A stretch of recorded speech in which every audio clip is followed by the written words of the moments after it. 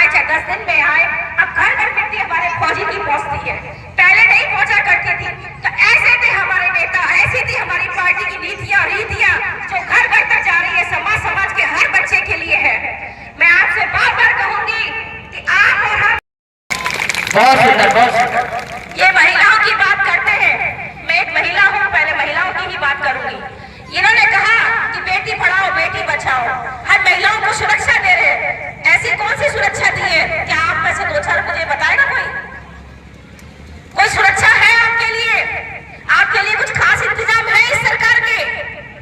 हमारी सरकार थी, हमारी सरकार ने आपको कन्या विद्याधन योजना दी, जिसमें उस समय जो लड़कियां पढ़ती थी, जब हमारी सरकार थी, उनको 20-20 हजार रुपए कन्याधन के अंतर्गत दिया गया था। हमारी सरकार ने, हमारे राष्ट्रीय अध्यक्ष जी ने आपको घर घर लैपटॉप बंटवाए थे आपके बच्चों को। हमारी सरकार ने जो काम किए थे उसमें कोई जात नहीं देखी, कोई धर्म नहीं देखा था, उन्होंने सभी के लिए बराबर दिया था। हमारी सरकार ने एम्बुलेंस चलाई आपके लिए, मेरे लिए। जब आप महिलाएं गांव में प्रसव पीड़ा से परेशान होती थी, कभी किसी के साथ कुछ घटना हो गई, कभी किसी के साथ कुछ घटना हो गई, हमारे नेता जमीनी नेता थे, उन्होंने आपकी और मेरी बात को समझा और एम्बुलेंस की सुविधा करवाई।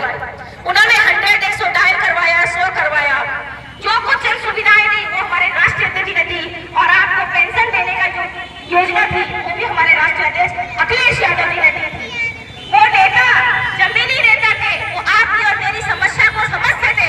और ये वर्तमान सरकार के पहले विद्वान और विश्व के 5वें विद्वान थे, और आज भी उनकी बराबर कोई भी नहीं है, जितना उनका जितना ज्ञान किसी के पास नहीं है। तो उसका अपमान हम सहेंगे क्या? हम उनका अपमान कभी नहीं सह सकते, कभी नहीं सहेंगे। और उसी अपमान को मैं आपको बार बार याद दिलाने के लिए हमारी समाजवादी पार्टी, हम पीडीए में बार बार चर्चा करेंगे। और साथ साथ में इस बात को गली गली तक, मोहल्ले मोहल्ले तक पहुंचाना है कि इन लोगों ने, वर्तमान सरकार ने हमारे बाबा साहब का जो आज मैं यहाँ पे खड़ी हूँ, ये मुझे मेरे बाबा साहब ने अधिकार दिया था, वरना कभी भी औरत घर से